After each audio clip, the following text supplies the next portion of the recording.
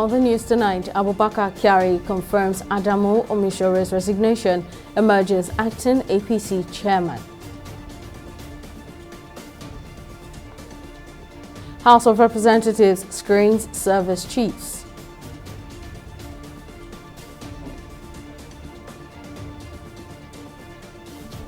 And troops intercept truckload of ammunition imported from Mali.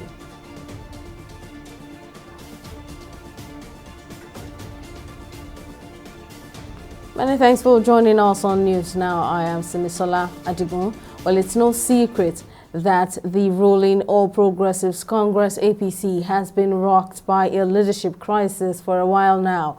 But it all came to a head on Monday after the Deputy National Chairman North of the party, Abubakar Kyari, assumed the position as of acting National Chairman. Briefing journalists after the National Working Committee meeting, Kyari formally announced the resignation of Abdullahi Adamu and Iyola Omishore as the party's national chairman and national secretary, respectively. Kyari also announced the suspension of its planned National Caucus and National Executive Committee NEC meetings. While Kyari did not state the reason for the duo's resignation, the alleged misappropriation of over 30 billion naira that accrued to the party from the sale of nomination forms may have been the last straw that led to this ouster. The NWC wishes to inform you the resignation of the national chairman, Senator Abdullahi Adamu, CON, and that of the national secretary, Senator Iyola Omishore. There are no allegations at this point. The two individuals have resigned voluntarily, and that is what is available at this moment. Well, the details of the resignations will be made to you in the near future.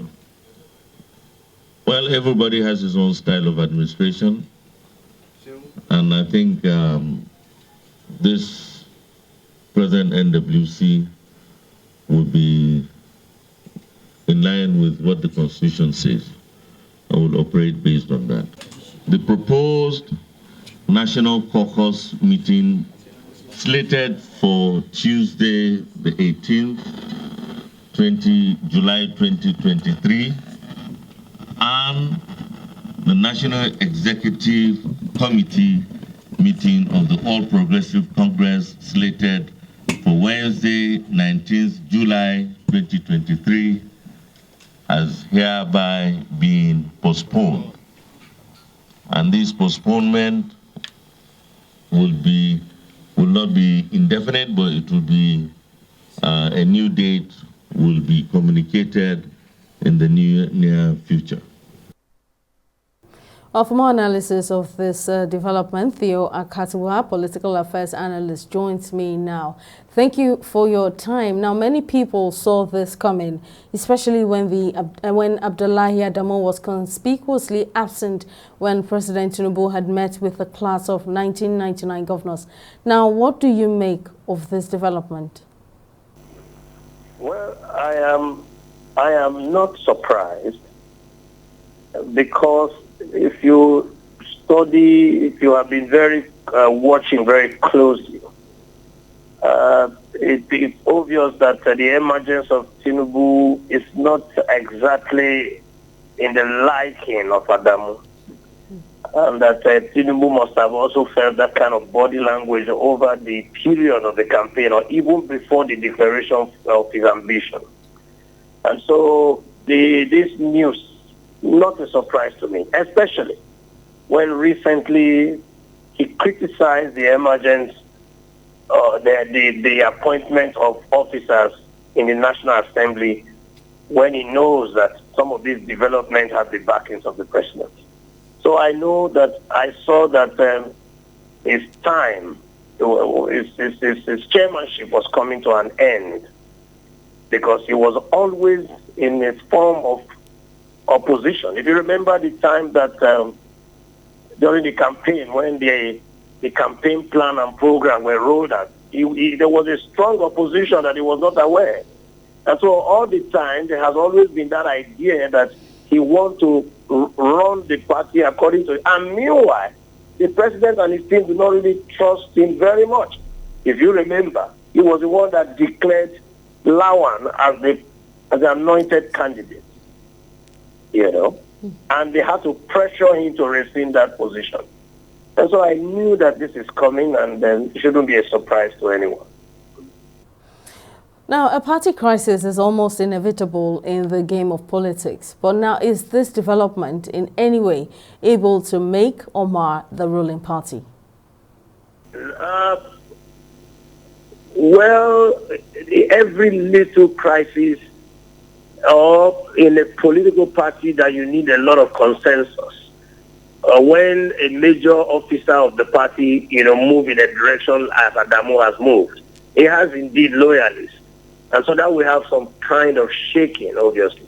So we wait to see the dexterity and the expertise that the party will put at play to douse a spread of this cancer that is facing the party at the moment. So he has the capacity to throw the party into a crisis.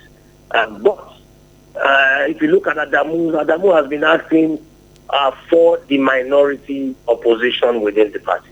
And so this could be a signal to silencing them or completely annihilating them from the party structure.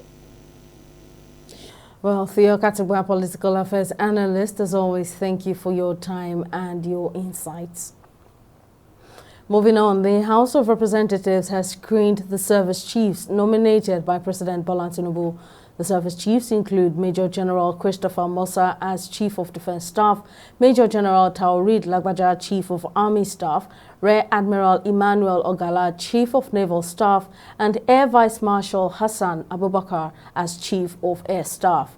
The chairman of the ad hoc committee of the House, Babajimi Benson, said that members of the armed forces must adhere strictly to the provisions of the Appropriation Act and urged them to work in synergy by sharing intelligence and commitment. Speaking at the screening exercise, the Chief of Defense Staff, Major General Christopher Musa, vowed that under his watch, the armed forces will protect the territorial integrity of the country and work in synergy. On his part, the Chief of Army Staff, Major General Taoreed Lagbaja, said he will work in synergy with other security chiefs to ensure that the country is secured. To the nominees, I urge you to kindly cooperate with the National Assembly while performing your constitutional duties of ensuring a peaceful, secure, and prosperous country for all Nigerians. In the course of this screening, we shall be asking pertinent questions that concerns our constituents and Nigerians in general. Kindly feel obliged. Kindly free to oblige us the necessary answers that will guide our deliberations. Please note that if and when confirmed, we shall thoroughly review your performance and painstakingly scrutinize every action you take. Today's painful reality is that insecurity has distorted our developmental plans and aspirations of a strong, prosperous, globally competitive, and influential nation. Never in the recent past is the requirement for proactive, adaptive, and inclusive leadership more needed than Nigeria's security environment of today. These requirements are what I intend to meet as the Chief of Army Staff, if confirmed by the Green Chamber. We're aware that the challenges we're facing cannot be handled by one person or one service. It's a joint effort. Accordingly, my leadership concept will be hinged on 3 pillars, which include being people-centric. The people must believe that we're there for them. Prioritizing troops' welfare, which is critical because a happy soldier or a happy airman or a happy seaman will give you the best, while deepening jointness and interagency cooperation. We're all Nigerians, and everybody has a role to play, including the citizenry. Still on security matters, the Nigerian Army says personnel of 192 Battalion have busted an international ammunition smuggling syndicate while transporting a truckload of smuggled ammunition to Ogun State. Army spokesperson Onyema Nwachukwu in a statement on Monday also disclosed that 2 suspects were arrested. He said they were conveying the smuggled ammunition to Anambra State before running into a stop-and-search column mounted by the army in Ogun. Nwachukwu said the smugglers had cleverly concealed the ammunition in the truck in a bid to evade security checkpoints before they took off from Mali. The much-awaited palliative promised by President Bola Tinubu to soften the economic hardship triggered by the end of petrol subsidy payment may eventually materialize, but mixed reactions have trailed the government's decision to transfer the sum of 8,000 naira to 12 million poor and vulnerable households in the country. Our correspondent Folashade Ogunride in this report takes a look at the impact of the conditional cash transfers on the economy. For a period of 6 months, the federal government says it will make direct digital payments of 8,000 naira to 12 million poor and vulnerable households in the country. It says the palliative is a means to protect this vulnerable group from the harsh economic reality of the fuel subsidy removal policy. But experts are skeptical about the real impact of these conditional cash transfers on the economy. But it's not going to have any impact. So look at it this way. Let me give you the numbers. 60% of Nigeria's GDP is driven by consumption. If you pay 8,000 naira to a family, what are they going to consume? Because if they don't consume, i.e. if they don't buy things, then companies cannot sell. If companies cannot sell, they cannot hire. If they don't hire, then there's more poverty, more unemployment, and really it's like a cycle. So 8,000 is too little to move the consumption needle. It's not going to show up in any indices that you would measure. You can say if you go to the village and you give them that they spend less, how much is a liter in the villages? It's even higher than in the cities. So I don't think it's going to show up anywhere. 8,000, and it's just for 6 months. So I'm not really sure. This goes back to your first question. While government is assured that it will adopt the most credible means of payment through digital transfers, it is not clear what parameters will be used to identify the beneficiaries. Nigerians have, however, urged government to ensure that the palliatives are distributed to the truly poor. I buy the idea of giving 8,000, but I don't know who are those less privileged people. Those that will collect that 10,000, that's my concern. Because I know there are people that need that money. There are some people that need that money. But how are you going to identify them? The best thing they should just do is they should create a very good policy that will be able to create job for people. If it means the foreigners should pay higher tax, then we the indigenes here, it's either they waive off tax or they reduce the tax for us so that we can be able to explore because of the tax of subsidy that is affecting us already. So the best thing they should do is to work on tax, then also work on the policy. If Dangote can build a refinery, what happens to the national refineries? 500 billion naira injected in the country's refineries would go a long way in rehabilitating it. So I would urge the president to have a rethink.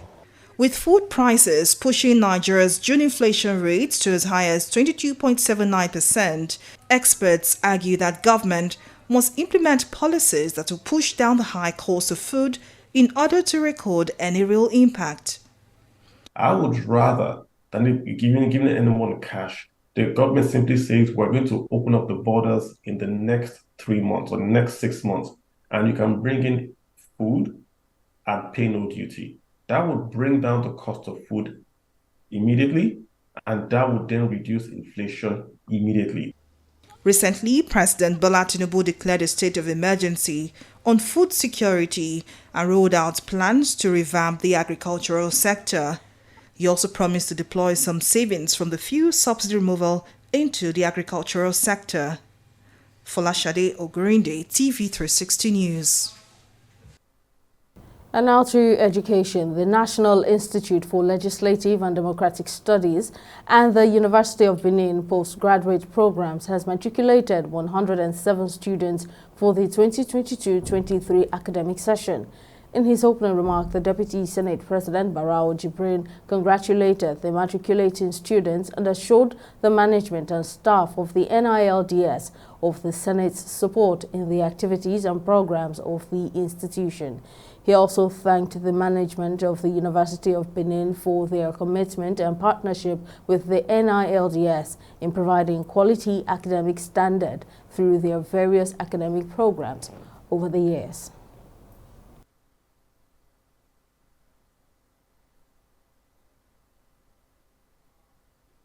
I encourage you to make the most of this opportunity. Embrace the challenges that lie ahead, engage in critical thinking, and strive for excellence in your studies. I'm confident that you will be sufficiently exposed to requisite knowledge, not only about parliamentary practices and procedures, but also democratic governance. You are reminded of the huge task at your hands given the composition of the 10th Assembly, which has nearly 70% new membership. The Institute must quickly come up with programs to fill the capacity gap, not only among our new colleagues and some of their legislative aides, but the entire staff of the National Assembly.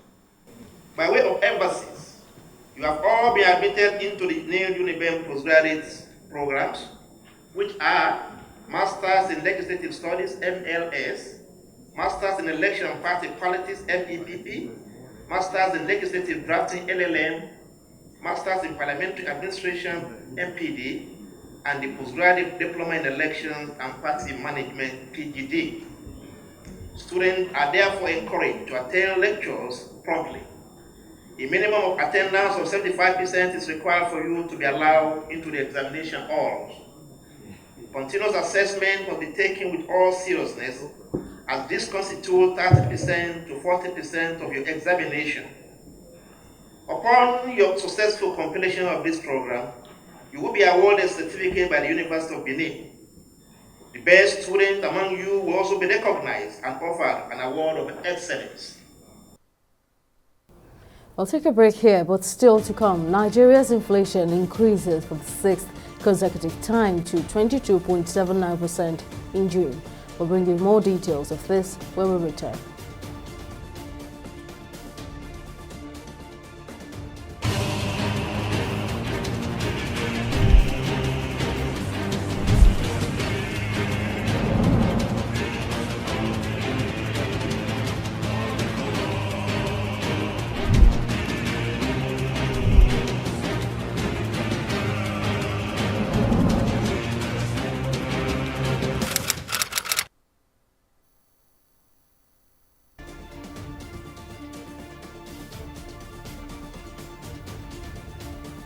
Welcome back. A quick recap of some of our top stories tonight.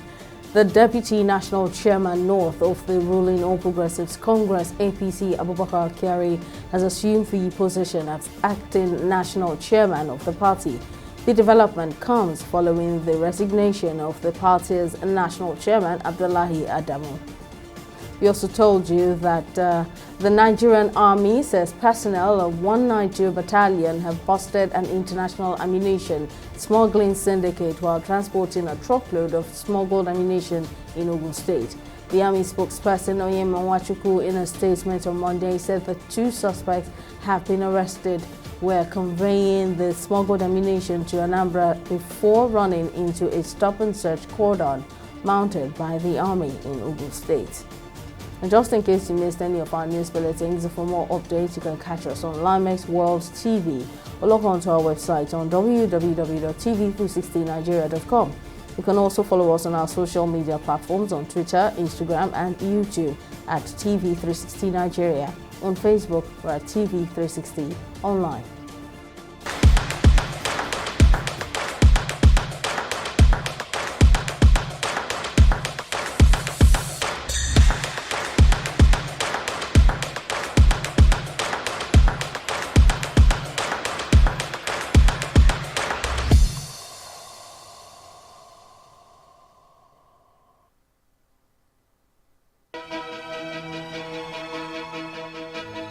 Opinions are free, facts are sacred, but truth is universal. How, in practical terms, can we, for instance, de-escalate the tension? President must see himself as the President of the Federal Republic. We know where the enemy is. 3 places. The Lake Chad Basin, the border area between Nigeria and Cameroon, and then the Sambisa Forest. On Digi 360, we give you a complete dose of everything. Opinion, facts, and undiluted truth. I hardly believe what politicians say in this part of the world. A new Nigeria is possible, a future is possible. We delve into the issues, dissect it so that you can understand it, use it to take action. I don't think there's any need for any governor to look for grant for ranching. Digi 360, dissecting the issues. In the last 3 years, we have built a multi-purpose center, which is the envy of all in our constituency. And I can tell you that the people who are living there are already enjoying it. Guy, do you think what this man just said is true? See, I seriously doubt. I'm sure it's one of those their silly lies. Wait, do you know there's a way to find out if these things he's saying is true or not? This is the Construct app. It gives people like us a sure way to track implementation of constituency projects. It gives valid and verified information on location of projects, amounts allocated, amount funded, the level of job done, and even the profiles of concerned legislators. You and I can post directly on this app. Are you serious? This is the Go-To app if you want to know how our Commonwealth is being expanded by the government. Wow. Let's even see if what this man said is true. Show me. The Construct app is developed by Other People Nigeria with support from USAID and is available on both Google Play Store and Apple Store. And it's true. Of course, I told you.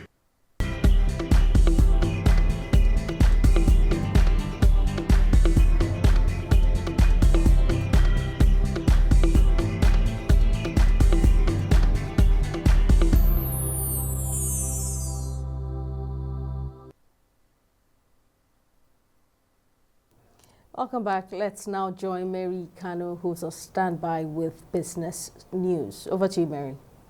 Thank you, Simsala. Welcome to Business News.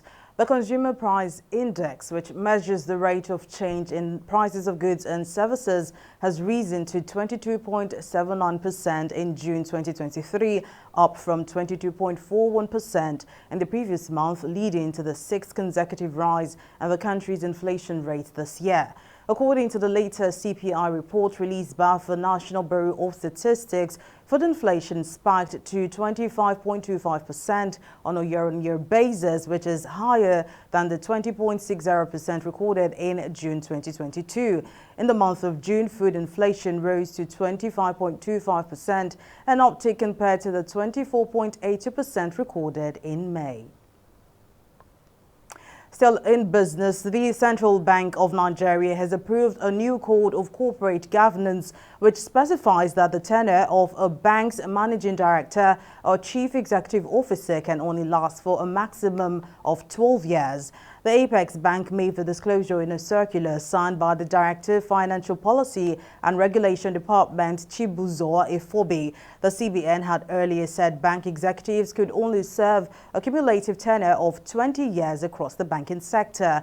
However, CBN's new regulation slashed the tenure of banks' managing directors to a maximum of 12 years with the implementation of a new regulation set for August 1st, 2023. We'll take a break and be back with a review of the stock market.